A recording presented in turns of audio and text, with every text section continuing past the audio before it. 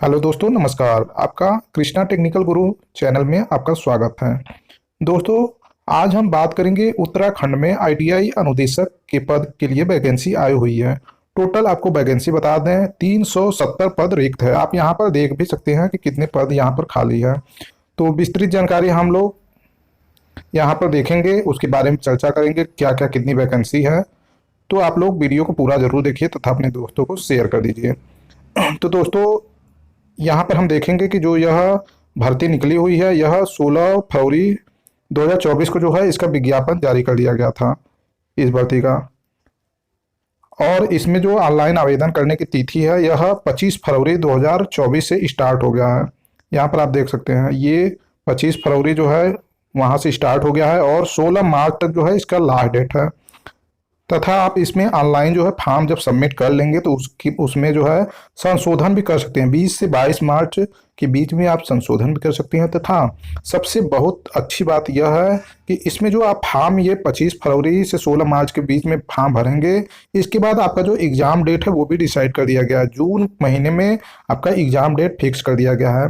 इसमें जो है टोटल पदों की संख्या जो है 370 है, यहाँ पर आप देख सकते हैं।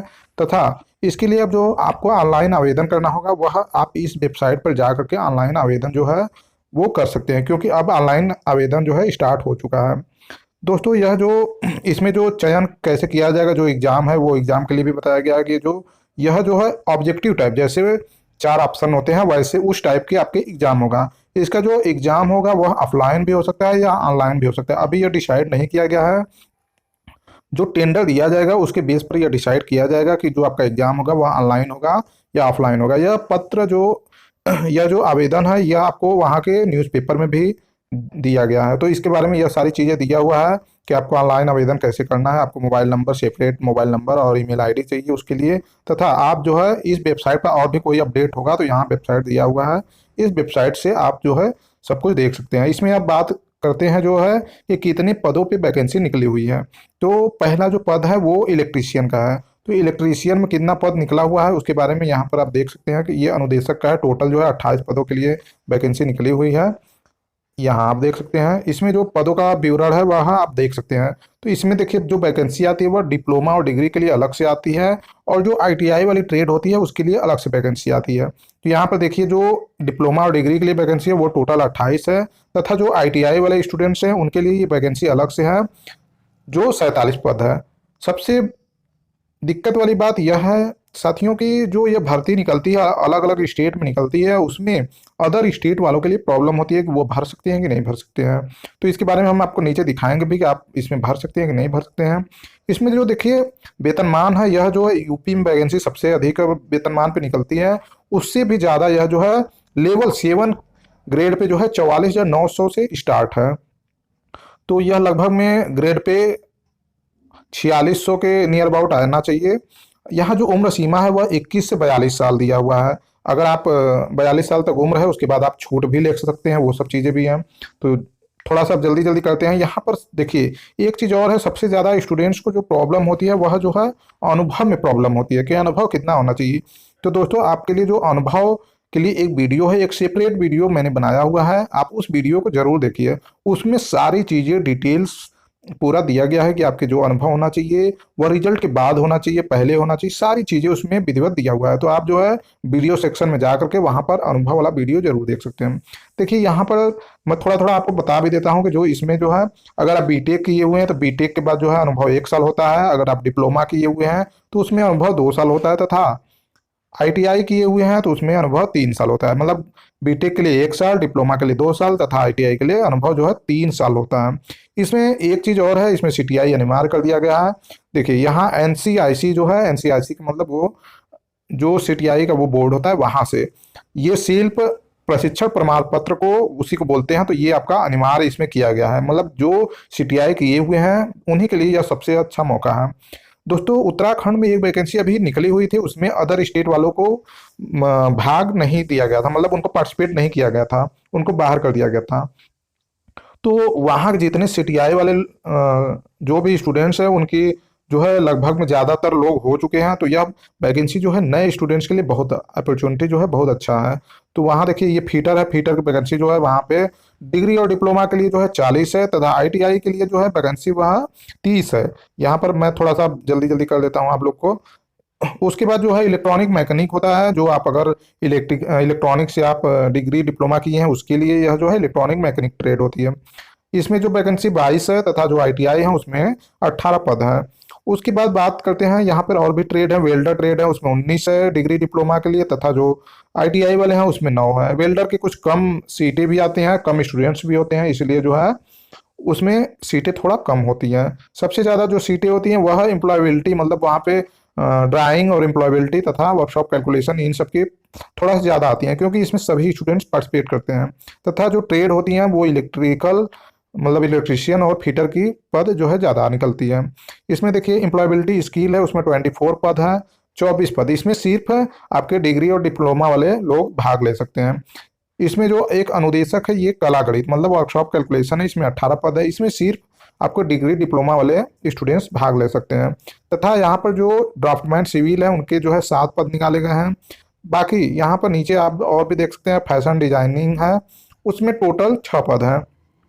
तो इन सब का थोड़ा पद कम निकलता है क्योंकि स्टूडेंट्स भी कम होते हैं। मशीनिस्ट है, इसमें 13 पद निकाले गए हैं। मशीनिस्ट स्विमिंग स्विंग टेक्नोलॉजी है, इसमें 13 पद हैं।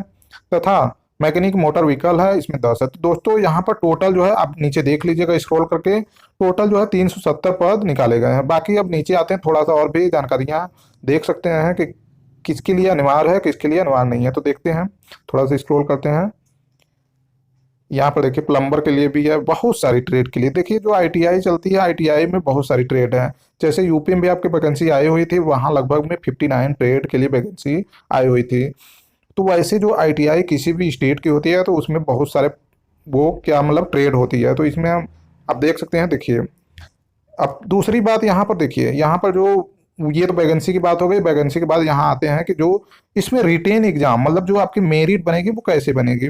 तो मेरिट आपके जो है एग्जाम बेस है। तो एग्जाम एग्जाम आपका होगा, एग्जाम जैसे एग्जाम में आप वो 100 क्वेश्चन का एग्जाम होगा, उसमें जो मेरिट बनेगी वो 90%, मतलब 100 नंबर अगर आप पाते हैं तो उसका नंबर 90 नंबर जो है ऐड वो मेरिट में होगा। 90 नंबर वहां से होगा। जो 10% होगा वो एक्सपीरियंस, मतलब 5% जो है एक्सपीरियंस का होगा। 5 अंक जो है यहाँ खिलाड़ियों के लिए दिया गया है। ये देखिए ये सबसे मतलब अलग वैकेंसी के बारे में दिया हुआ है कि जो 5 नंबर है वो तो एक्सपीरियंस के लिए है, तथा 5 नंबर जो है वो खिलाड़ी, यहाँ देखिए अगर आप अंतर्राष्ट्रीय खिलाड़ी हैं तो उनके लिए 5 अंक है।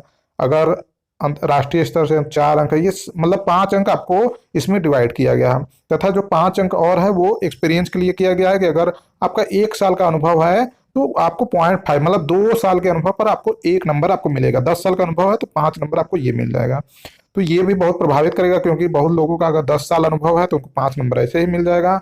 अगर नए नए स्टूडेंट्स हैं तो उनका अगर 3 साल ये अनुभव है तो उनको सिर्फ 1.5 मिलेगा। तो ये थोड़ा सा अंतर वहाँ पे करेगा।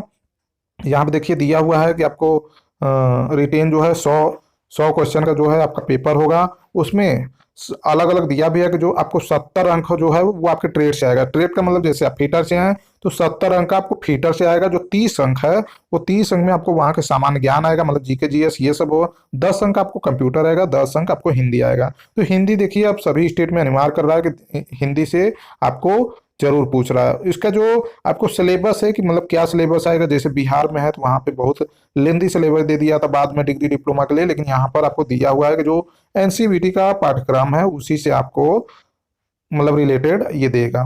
यहाँ पर परीक्षा संबंधित कुछ और भी निर्देश दिया हुआ है कि इसमें जो है पासिंग मार्क भी दिया हुआ है, मतलब आपको उतना नंबर आपको लाना है, जरूरी है। ये देखिए जो जनरल वगैरह के बच्चे हैं उनके लिए जो 45% अनिवार्य किया है, तथा जो SC ST हैं उनके लिए 35% अंक। तो ये 45% कम नहीं होता है, क्योंकि 45% अगर आपको लग रहा है कि आसान बात है तो आसान नहीं है। लेकिन यहाँ पर थोड़ा सिलेबस दिया हुआ है कि एनसीवीटी ट्रेड से है तो थोड़ा सा हो सकता है आसान रहे। अगर बिहार में ऐसे ही 40% किया था, लेकिन वहाँ का सिलेबस बहुत ही कठिन था, जिसके कारण बहुत सारे लोग जो हैं वो पास ही नहीं कर पाए, 40% भी नंबर नहीं ला पाए। यहाँ पर देखिए आपको दिया हुआ है कि जो एग्जाम होगा वह यहाँ पर देखिए आपको साफ दे दिया कि अभ्यर्थियों को ऑफलाइन लिखित परीक्षा जो है बुकलेट परीक्षा के पश्चात अपने साथ ले जाने का मतलब यहाँ पर दे दिया है कि आपको जो है एग्जाम जो है वो ऑफलाइन तरीके से होगा। बाकी जो ऑफलाइन वो जो जब आपका एग्जाम होगा उस टाइम आपको निर्देश दिया जाएगा कि आपका एग्जाम जो है ऑफलाइन होगा कि ऑनलाइन होगा। बाकी यहाँ पर जो भी नोटिफिकेशन में दिया हुआ है कि आपको ऑफलाइन ही एग्जाम होगा, वो हमारा बेस्ट पे होगा। तो इसमें देखिए आप लोग, सबसे बड़ी बात यह है कि आप लोग जो है इसका प्रैक्टिस भी कर दीजिएगा, क्योंकि बहुत सारे स्टूडेंट्स क्या करते हैं कि उनको क्वेश्चन तो आ रहा है, वो अपना रोल नंबर और रजिस्ट्रेशन नंबर सही से भर नहीं पाते हैं, जिसके कारण आप क्वेश्चन तो 100 में 80 कर लेते हैं, लेकिन अगर आप गलत वहां पर डिटेल्स भर देते हैं अपने रोल नंबर में तो आपकी कापी चेक ही नहीं होती है। तो बाकी और भी चीजें दिया हुआ है कि यहाँ पर क्वेश्चन कैसे आएगा, 4 विकल्प ही रहेगा। इसमें देखिए यहाँ पर दिया हुआ है कि जो आपकी मेरिट बनेगी वो मेरिट कैसे बनेगी। मेरिट जो है वो लिखित जो एग्जाम होगा उसी के अनुसार बनेगी। यहाँ पर देखिए प्राप्त अंकों के श्रेष्ठता, मतलब जो सबसे ज्यादा अंक पाएगा वो सबसे ऊपर रहेगा। अगर दो लोगों का जो है समान अंक आता है तो उसमें क्या किया जाएगा, एज के अनुसार, मतलब जो आपसे ज्यादा बड़ा होगा उसको जो है ऊपर रखा जाएगा आपसे। ये तो हो गया। बाकी जो यहाँ पर आयु है, एज है, उसमें भी 21 से 42 साल किया गया है। उसमें भी आपको गणना जो है 1 जुलाई 2023 से आपको गणना करना है।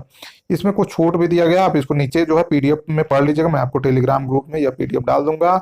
यहाँ पर देखिए अदर स्टेट की बात आती है। अदर स्टेट में यहाँ पे देखिए 2 चीजें दिया हुआ है, तो काफी स्टूडेंट्स जो है वो कंफ्यूज हो रहे हैं कि अदर स्टेट में फॉर्म भरना है कि नहीं भरना है। देखिए यहाँ पर अभ्यर्थी का उत्तराखंड राज्य में स्थित किसी सेवा योजना कार्यालय में आवेदन पत्र प्राप्ति की अंतिम तिथि तक पंजीकरण हुआ हो, मतलब सेवा योजना कार्यालय में जो है रजिस्ट्रेशन करना है। तो कई सारे चैनल यह बता रहे हैं कि अगर आप रजिस्ट्रेशन करा लेते हैं तो आप फॉर्म भर लेंगे। तो दोस्तों आपको बता दूं कि जो ये रजिस्ट्रेशन होता है डिस्ट्रिक्ट वाइज होता है, तो आप अगर वहाँ के किसी डिस्ट्रिक्ट में है तभी रजिस्ट्रेशन होगा। अदर अगर आप अदर स्टेट के हैं तो उनका रजिस्ट्रेशन नहीं होगा। यहाँ पे देखिए साफ यह भी दे दिया है कि आपको मूल निवास प्रमाण पत्र जो है वो उत्तराखंड का होना चाहिए। तो दोस्तों ये चीजें जो है एक तरह से अगर वहाँ के स्टूडेंट्स को देखा जाए तो वहाँ के लिए सही है, लेकिन अदर स्टेट के लिए ये खराब होता है। कि अब वैसे देखिए सभी स्टेट अगर इसको अलाउ कर दें तो सबको मौका मिलेगा, सिर्फ उनको अपने राज्य में ही मौका नहीं मिलेगा। क्योंकि मान लीजिए अगर उनको अपने राज्य में पेपर खराब हो जाता है तो वह कम से कम दूसरे राज्य में अप्लाई तो कर सकते हैं, लेकिन अगर एक चांस अगर उनका खत्म हो गया तो फिर वैकेंसी तो इसकी बहुत लेट आती है, तो फिर मौका जल्दी नहीं मिलता है। बाकी इसमें आप देख सकते हैं कि इसमें जो अदर स्टेट हैं यहाँ पर आप समझ सकते हैं कि अदर स्टेट के लिए नॉट अलाउड है।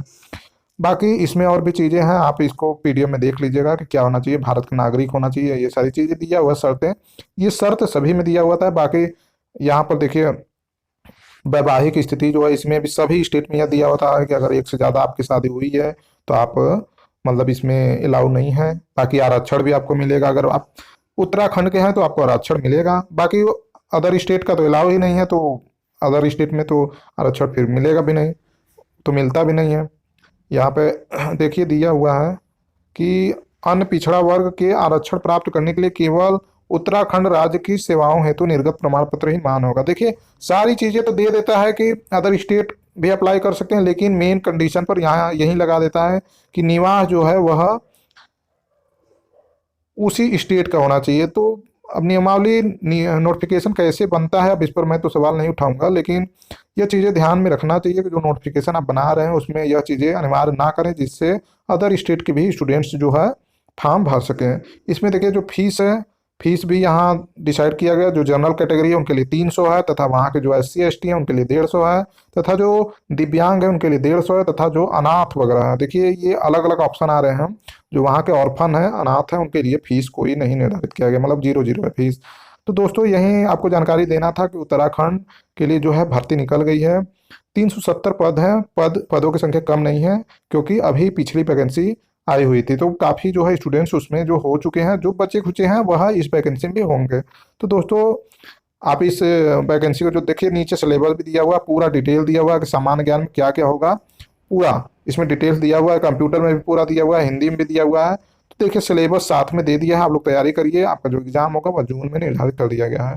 तो दोस्तों आपको यही जानकारियाँ देनी थी। तो दोस्तों आपको हमारी वीडियो कैसी लगती है, तथा आपसे यह भी कहूँगा कि आप जो है अगर अनुदेशक की तैयारी करते हैं तो आप अनुभव वाले, हम मैंने वीडियो जो है बहुत मेहनत से बनाया है, उसको बहुत सारी जानकारियों को कलेक्ट करके बनाया हुआ है।